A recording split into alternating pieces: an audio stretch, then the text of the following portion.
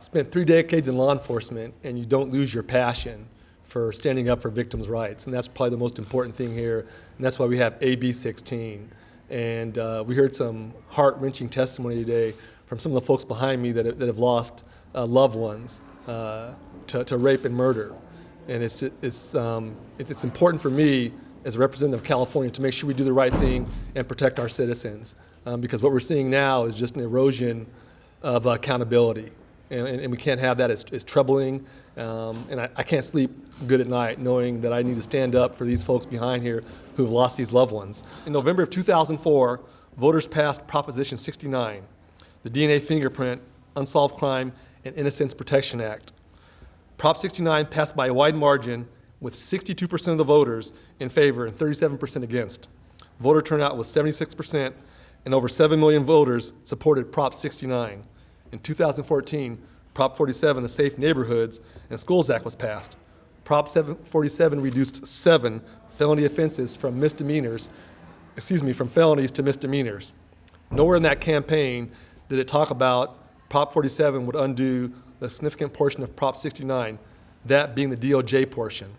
As a result, the California Department of Justice estimates that since the passage of Safe Neighborhoods and Schools Act, there have been 2,000 less unknown to known persons hits. And it is estimated that over 450 of these are tied to serious violent crimes, including rape and murder. That's hundreds of rapes and murders that have not been solved and will not be solved due to this unintended consequence. This is a violent crimes victim issue, but is especially a women's issue. 1 in 5 women will be raped in their lifetime. In 86% of the rapes and serial rapes, the victim is a woman. In the majority of these rapes, the victim is under the age of 24.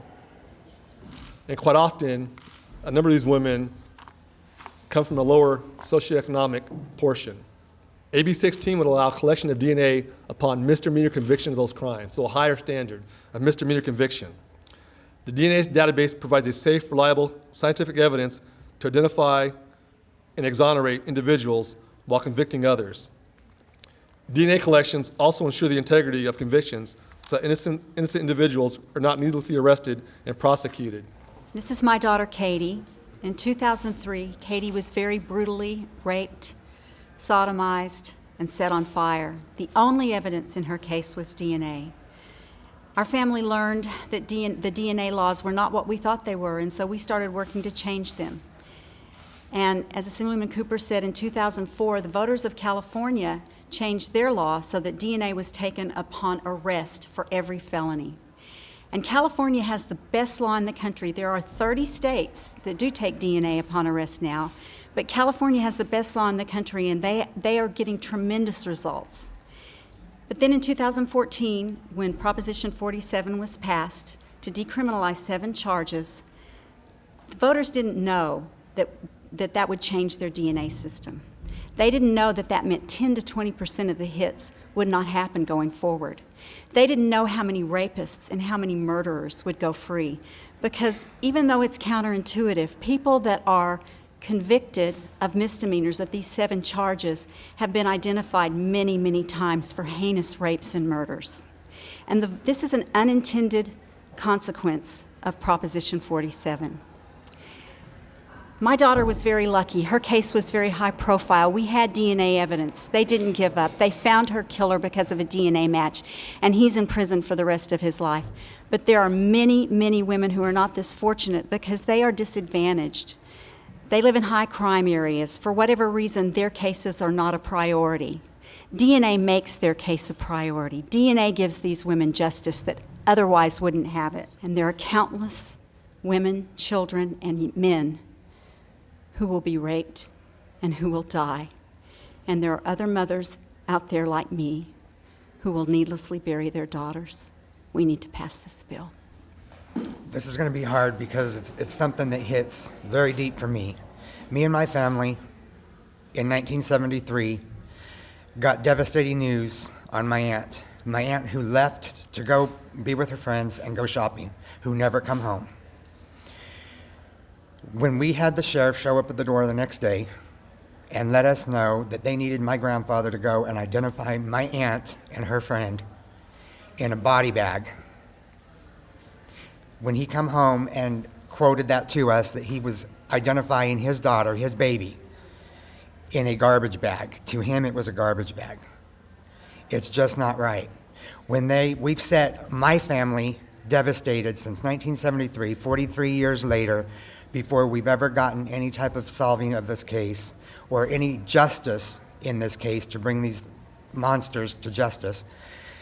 My grandparents, both, we had to lay to rest, never had the chance to know what we know today.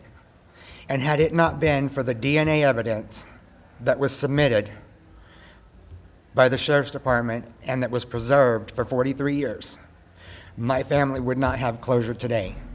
Many think we've got that closure we've been looking for. But you know, we're never going to have that closure. Never going to have that closure because we also had to set and we also had to swallow the fact that we had to offer out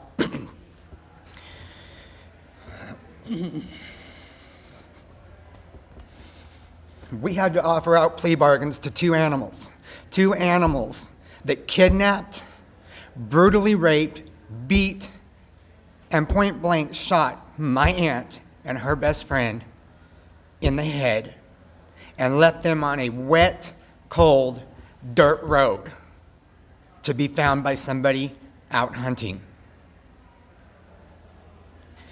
Nobody will ever understand that type of grief or that type of pain that a family goes through until you actually experience it and go through it yourself. We live it every day. It is something that we will never, ever be able to get away from. We will live it from now on. The reason we're here is because of these two girls. Easter is next month. Think about that. 44 years ago, those girls were raped and murdered. And that was on TV here locally. And the case got solved last year on a cold case DNA hit.